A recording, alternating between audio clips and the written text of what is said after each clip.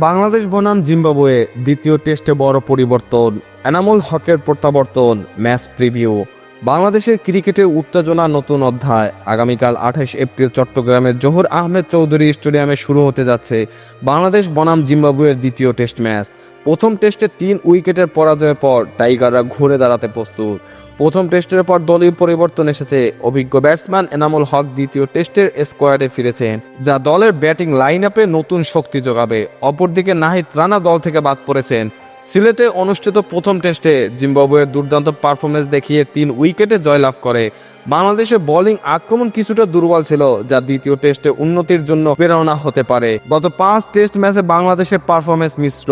তারা একটিতে জয়লাভ করেছে এবং 4টিতে পরাজিত হয়েছে। এই পরিসংখ্যান দলকে আত্মসমালোচনার সুযোগ দিচ্ছে এবং দ্বিতীয় টেস্টে ঘুরে দাঁড়ানোর প্রেরণা যোগাচ্ছে। দ্বিতীয় টেস্ট ম্যাচটি 28 এপ্রিল থেকে 2 মে পর্যন্ত চলবে। প্রতিদিন সকাল 10টা থেকে খেলা শুরু হবে।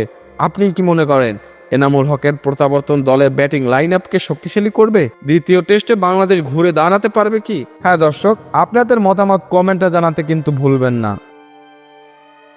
খেলাধুলার সকল আপডেট পেতে আমাদের ইউটিউব চ্যানেলটি সাবস্ক্রাইব এবং ফেসবুক পেজটি ফলো দিয়ে লাইক, কমেন্ট, শেয়ার করে আমাদের সাথে যুক্ত থাকুন। ধন্যবাদ।